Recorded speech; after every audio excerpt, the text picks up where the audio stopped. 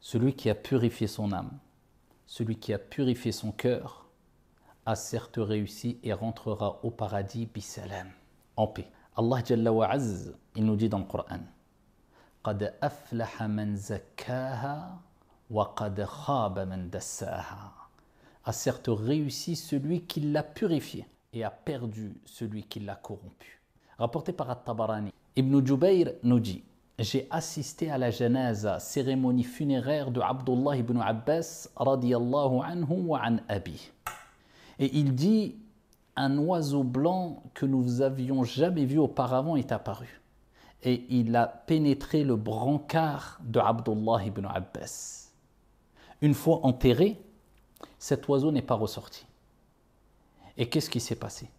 Il dit: nous avons entendu quelqu'un réciter sans que nous ne sachions d'où vient et d'où provient cette récitation.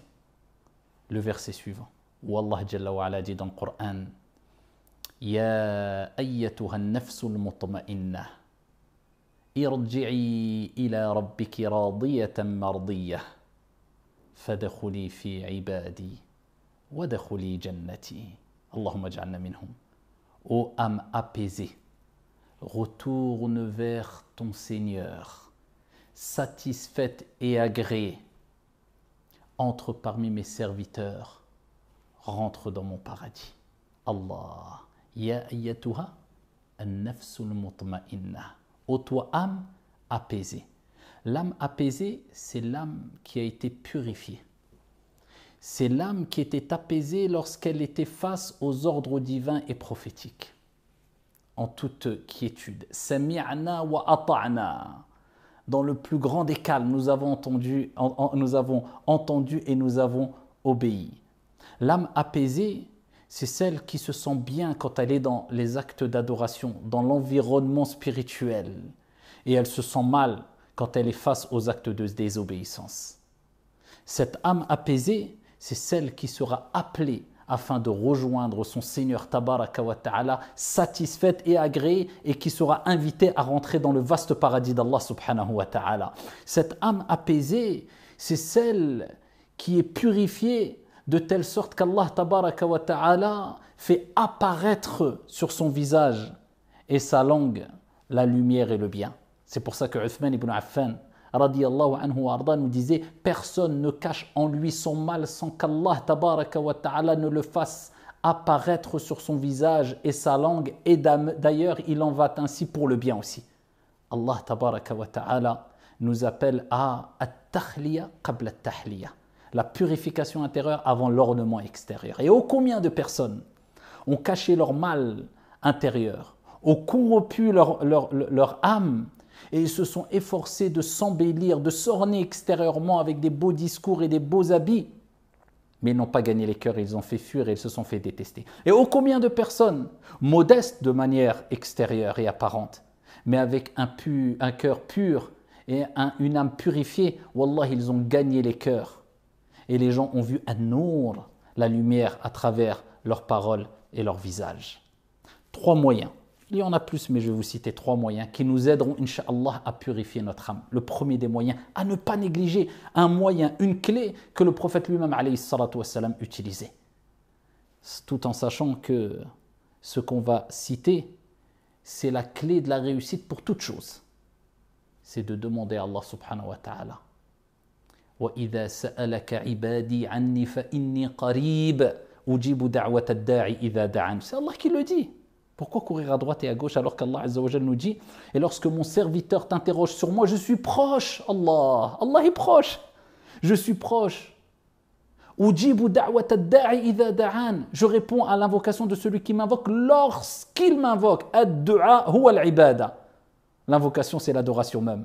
Ne lâchez jamais vos invocations et évocations du soir et du matin. Et parmi ces invocations, c'est cette invocation que le prophète répétait: Allahumma ati nafsi taqwaha wa zakkiha anta khayru man zakkaha anta waliyuha wa maulaha. Apprenez-la. Allahumma, ô Allah, ô mon Seigneur, ati nafsi taqwaha, accorde à mon âme sa piété. وَزَكِّهَا أَنْتَ خَيْرُ مَنْ زَكَّاهَا. Et purifie-la. On demande à Allah de purifier notre âme. C'est comme si on disait, Ya Allah, aide-moi à purifier mon âme, car sans ton aide, je n'arriverai pas à purifier mon âme et à avoir une âme apaisée qui me permettra de rentrer dans ton vaste paradis. Allahu Akbar. Allahumma ati nafsi taqwaha. Oh Allah, accorde à mon âme sa piété. Wa zakkiha anta khayru man zakkaha. Et purifie-la. Tu es le meilleur de ceux qui la purifient. Anta waliyuha wa mawlaha. Tu es son protecteur et son maître. Apprenez cette invocation. La deuxième des causes qui nous permettra, Inch'Allah, de purifier nos âmes, eh bien, c'est de se concentrer dans les actes obligatoires, les 5 piliers de l'islam, et de les faire au mieux, car les actes d'adoration sont un moyen de purification. Allahu Akbar. Le prophète, quand il parle, alayhi salatu wassalam, à titre d'exemple de la prière, il donne l'exemple d'une personne qui aurait devant chez lui une rivière. Et il dit, si quelqu'un aurait une rivière, de l'eau qui passe devant chez lui, et 5 fois par jour, il se laverait avec cette eau, est-ce qu'il lui resterait des saletés? Ils ont dit, bien sûr que non, ya Rasulallah, il serait propre. Il se serait débarrassé forcément de toutes les saletés, les impuretés. Il dit, eh bien, tel est l'exemple des 5 prières par jour, qui nous débarrassent, qui nous purifient des péchés. Et il en va ainsi pour le jeûne. Celui qui jeûne, celui qui jeûne le mois du Ramadan, poussé par sa foi en espérant la récompense divine, tous ses péchés seront pardonnés. Il en est de même pour Az-Zakat.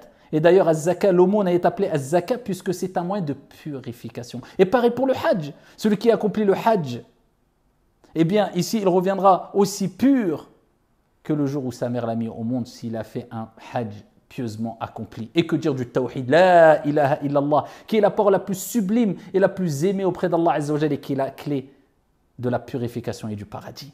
Les actes d'adoration obligatoires. Ensuite, les actes surérogatoires, ça t'aidera, c'est du bonus pour purifier encore mieux ton âme, et particulièrement Al-Qur'an. Car Al-Qur'an est une purification. Al-Qur'an est une guérison des cœurs et des âmes.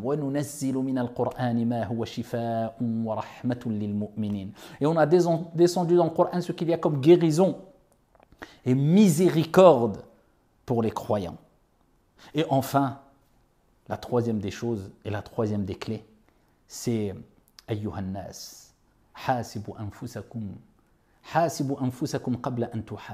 Comme disait Omar. Ô vous les gens, demandez-vous des comptes avant de rendre des comptes. L'introspection, la demande de compte, le bilan, tous les jours, chaque soir avant de dormir. Allah, qu'est-ce que j'ai fait de bon dans ma journée? Est-ce que je me suis levé pour Salat al-Subh? J'ai commencé ma journée avec Al-Baraka et la satisfaction d'Allah, et j'ai terminé ma journée avec la prière à l'heure et le bien, et avec la lecture du Coran, mes invocations du soir, pour terminer avec la satisfaction d'Allah Azza wa Jal, afin que ce qu'il y a entre le début et la fin de la journée ne soit que satisfaction vis-à-vis d'Allah subhanahu wa ta'ala. Satisfaction venant d'Allah subhanahu wa ta'ala. Est-ce que je fais une introspection? Est-ce que je me pose des questions? Je demande des comptes chaque soir en me disant qu'est-ce que j'ai fait de bien, qu'est-ce que j'ai fait de mal? Eh bien, je fais un constat. Je fais un diagnostic afin de pouvoir me réformer. Eh bien, ça, c'est 3 clés qui nous permettront, incha'Allah ta'ala, de purifier nos âmes et d'avoir cette âme apaisée ici-bas et apaisée lorsque l'ange de la mort va prendre notre âme afin de rentrer dans le vaste paradis d'Allah subhanahu wa ta'ala. Qu'Allah purifie nos âmes et nous accorde un cœur pur. Wallahu a'lam, walhamdulillah.